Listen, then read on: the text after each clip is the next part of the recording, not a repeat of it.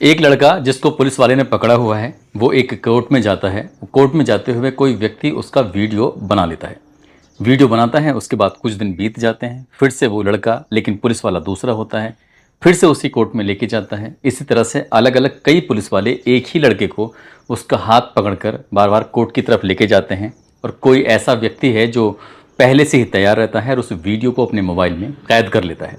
कभी वो जज के सामने खड़ा होता है, तो कभी वो पुलिस की जीप में जा रहा होता है, तो कभी सलाखों के पीछे खड़ा होता है। लेकिन जब भी जिस वक्त भी कैमरे के सामने वो आता है, वो हमेशा हंसता रहता है, मुस्कुराता रहता है। और ऐसा लगता है देखकर जैसे क्या उस पर पुलिस वालों का कोई डर या फिर कोर्ट का कोई डर, किसी तरह का कोई खौफ ही नहीं है। वो मुस्कुराता रहता है और इसी की मुस्कुराहट के साथ किसी ने इस वीडियो को सोशल मीडिया पर अपलोड किया और कई तरह के गाने, जैसे कि नायक नहीं खलनायक हूं मैं, इस तरह के गाने लगाए और साथ में कैप्शन दिया कि इसने अपनी बहन के रेप का बदला लेने के लिए उस व्यक्ति को मार डाला जिसने कि इसकी बहन के साथ रेप किया था। बस इतना लिखना था। उसके बाद कई लोगों ने देखा देखी कई और वीडियो बनाए और वीडियो बनाने के बाद जैसे ही सोशल मीडिया पर वीडियो अपलोड होते हैं तो वायरल होना शुरू हो जाते हैं। अब बड़ी संख्या में लोग कमेंट करना शुरू कर देते हैं, कहते हैं कि जो भी इसने किया है इसको तो सैल्यूट का ये असली हकदार है। आज की इस कहानी के माध्यम से ये जानने की कोशिश करते हैं कि आखिरकार ये लड़का कौन है, क्या वाकई ऐसी कोई कहानी है। तो इस कहानी के माध्यम से कि ये आखिरकार क्या सच है क्या नहीं है।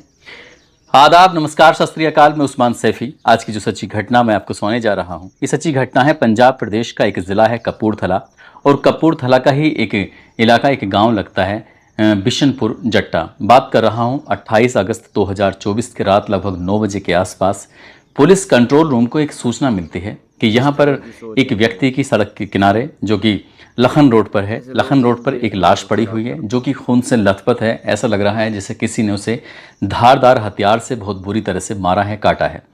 पुलिस को जैसे ही सूचना मिलती है, पुलिस मौके पर आती है। मौके पर आने के बाद उस लाश सचमुच मिल जाती है। उस लाश को कब्जे में लिया जाता है। कब्जे में लेने के बाद उसको पोस्टमार्टम के लिए भेज दिया जाता है। मारने वालों ने वाकई उसे बहुत बुरी तरह से मारा था। ये मरने वाला कौन है, अब यही एक सवाल था। पुलिस इस सवाल का जवाब ढूंढने में लगी थी। साथ ही सवाल का जवाब ये भी था कि आखिरकार इसको मारा क्यों गया है, क्या वजह है। तो वजह की तलाश, उस व्यक्ति की तलाश पुलिस शुरू कर देती है। कई घंटे बीत जाते हैं। आखिरकार पुलिस को सफलता मिल जाती है। मरने वाला व्यक्ति जो कि एक मजदूरी किया करता था, जिसकी उम्र लगभग 50 साल के आसपास होती है, जो कि इस बिशनपुर जट्टा इलाके का ही रहने वाला होता है। नाम उसका ओमकार सिंह उर्फ काकी होता है। आखिरकार पुलिस ने इस व्यक्ति की जैसे ही शनाख्त की है, उसके परिवार वालों को ये सूचना दी जाती है। परिवार वाले मौके पर आते हैं।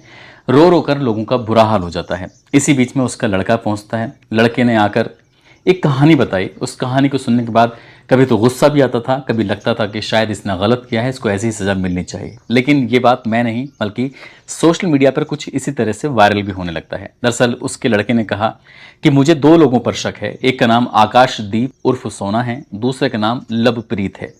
पुलिस अब इनकी तलाश में जुट जाती है और तलाश में जुटने का सिर्फ वजह यही थी कि साल 2015 में एक लड़की के साथ रेप होता है। वो भी बहुत भयानक रूप में रेप होता है। उस लड़की की हालत बहुत ज़्यादा ख़राब हो जाती है। जिस व्यक्ति ने रेप किया था उस व्यक्ति का नाम कुछ और नहीं बल्कि ओमकार सिंह उर्फ काकी होता है। पुलिस उसको गिरफ्तार करती है और गिरफ्तार करने के बाद उसको जेल भेज देती है। उधर लड़की की हालत बहुत ज़्यादा बिगड़ जाती है और उसकी मौत हो जाती है। जैसे ही लड़की की मौत होती है, कुछ दिन के बाद उस लड़की के पिता भी इस सदमे को बर्दाश्त नहीं कर पाते हैं और उनकी भी मौत हो जाती है। बाप और बेटे की मौत होना, इसके बाद जो ये व्यक्ति जिसको जेल भेजा जाता है, मामला कोर्ट जाता है, चार्जशीट लगती है। अदालत पहुंचने के बाद इस व्यक्ति को 10 साल की सज़ा सुनाई जाती है। ये अपनी सज़ा काटने लगता है और धीरे धीरे करके वक्त ऐसे ही आगे बढ़ रहा था। जब कोरोना काल चल रहा था, कोरोना काल चलने के दौरान ही ओमकार सिंह की जो सज़ा थी उसे शायद माफ़ कर दिया जाता है, उसे रिहा कर दिया जाता है, वो सलाखों से बाहर आ जाता है।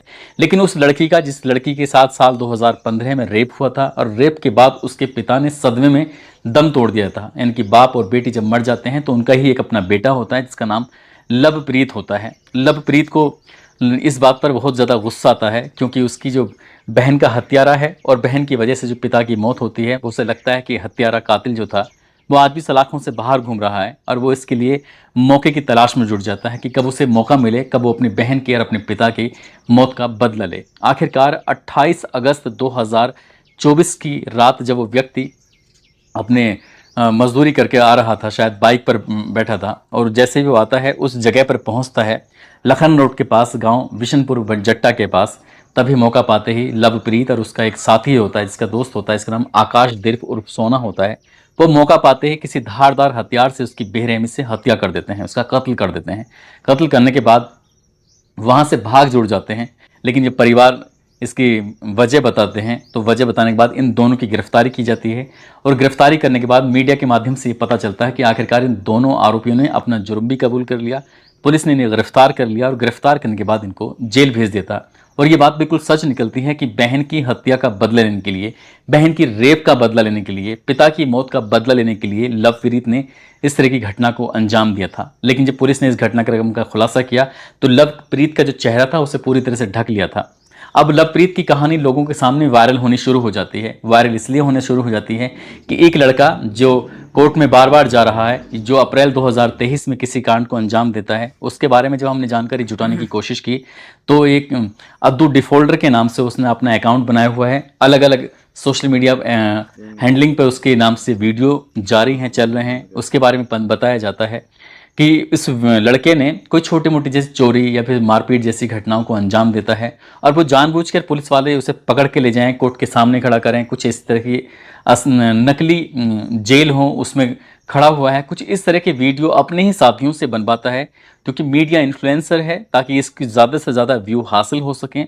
इसलिए इस लड़के ने ये काम किया। अब इस लड़के की जो वीडियो बनाई जाती हैं, अलग अलग पुलिस वाले इसको पकड़ते हैं, कोर्ट की तरफ लेके जाते हैं, और जो घटना हुई थी इस पंजाब के कपूरथला के विशनपुरा जट्टा में, उस घटना से इस घटना को जोड़ा जाता है। जो लड़का सिर्फ चोरियां, छोटी मोटी वारदात को अंजाम देता है, उन वारदातों के साथ कि इसने अपनी बहन का हत्या का बदला लेने के लिए इस तरह की जो छोटी मोटी रील होती हैं, रील को उसमें अपलोड करके और इससे मामले को हाईलाइट कर दिया जाता है। कहानी दोनों बिल्कुल अलग हैं।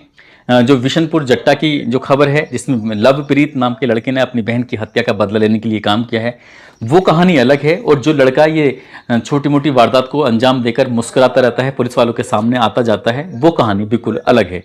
लेकिन लोग उसे जोड़कर देख रहे हैं और इसकी बड़ी तारीफ भी कर रहे हैं कि इसने सैल्यूट का काम किया है। ना तो सैल्यूट का काम लवप्रीत ने किया है, ना ही सैल्यूट का काम उस लड़के ने किया है जिस लड़के को हीरो बनाने की कोशिश की जा रही है।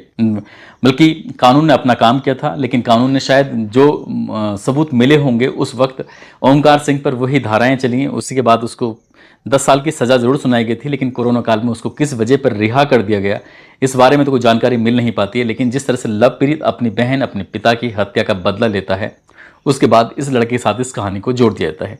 दोस्तों, इस पूरे घटनाक्रम को सुनाने का उद्देश्य किसी को परेशान करना नहीं है, किसी का दिल दुखाना नहीं है, बल्कि आपको जागरूक करना है, आपको सचेत करना है, और आपको बताना जताना है कि कोई भी वीडियो सोशल मीडिया पर अपलोड करने से पहले कम से कम उसकी वास्तविकता, उसकी सच्चाई को ज़रूर जान लें, परख लें। क्योंकि कुछ भी जैसे नायक नहीं खलनायक हूँ मैं, इस तरह का गाना लगाकर उस लड़के को बेवजह रातों रात हीरो बना दिया गया, जबकि उसकी कहानी कुछ उलट ही है। जब उसके बारे में एक संस्थान है मीडिया, उस मीडिया ने आज तक ने उस के बारे में जानकारी जुटाने की कोशिश की, तो पता चलता है कि वो ऐसे ही छोटे मोटे काम करता है। दोस्तों, जाते